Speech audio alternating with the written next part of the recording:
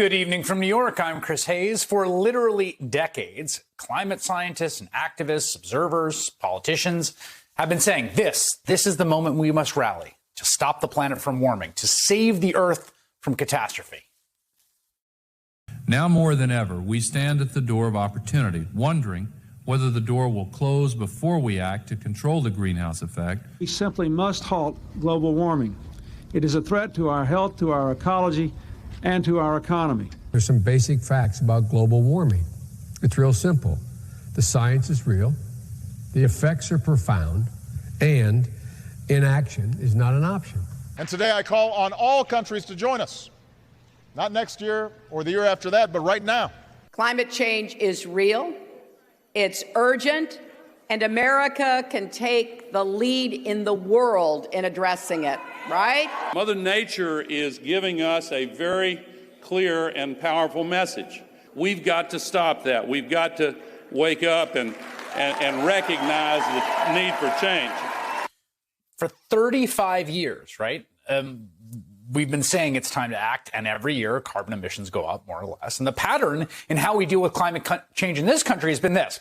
Democratic politicians, if they are elected to the White House, they try to set goals, they try to move towards them. And then Republicans come in and just scrap the whole plan, tear it up, demagogue the issue, pretend climate change is not a problem, and deny it all. And that's even though in the past the commitments by Democratic presidents themselves were insufficient.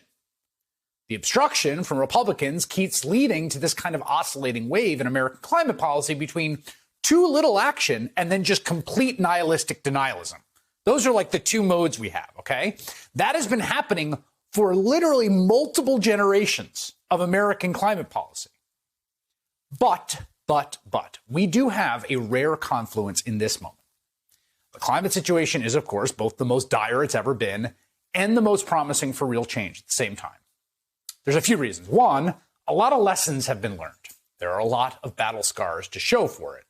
The Earth has already warmed a ton. It is going to continue to warm more just based on the carbon we've already put in the atmosphere. But today, President Biden announced the most concerted, ambitious pledge on carbon emissions we have ever had in this country, bar none, pledging to reduce U.S. greenhouse gas emissions by 50% to 52% by 2030.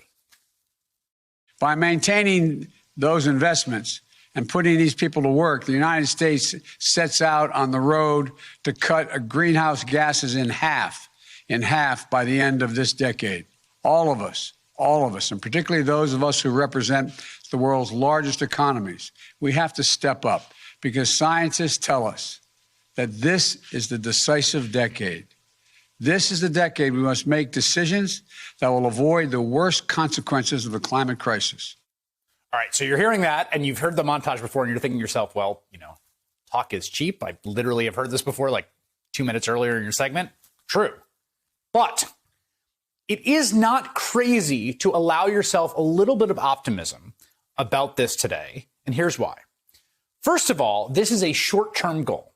2030 is just 9 years away. I mean, the Biden administration is going to oversee at least half of that almost, right?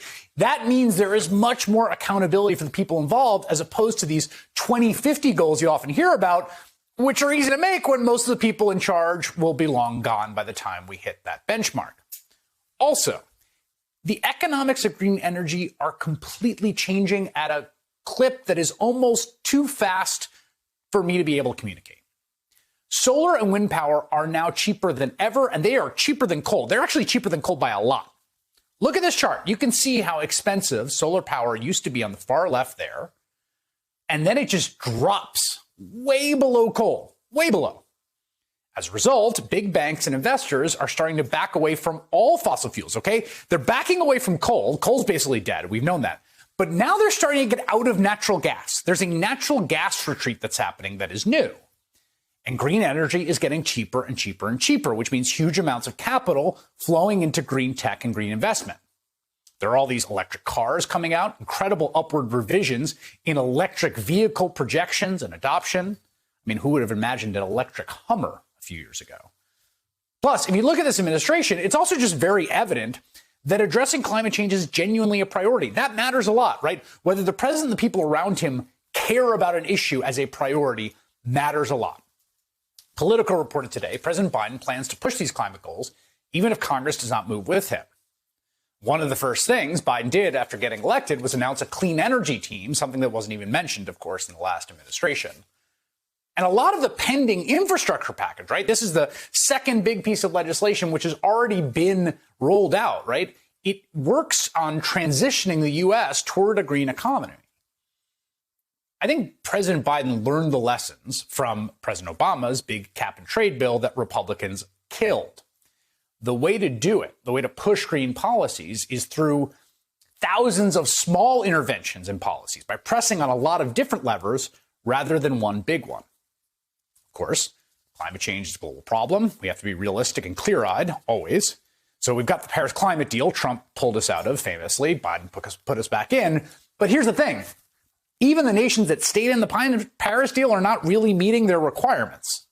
So if any of this is going to work, okay, the Biden administration has to deliver on carbon emission cuts the way they have delivered on vaccines, right? They pledged to do something, they went out and they did it. They have to do it quickly, efficiently, and comprehensively. They need to say, we are going to fix this thing, and then go out and show the world they can. Hey, thanks for watching our YouTube channel. You should know that you can follow today's top stories and breaking news and catch up on your favorite MSNBC shows all in one place. Download the NBC News app today.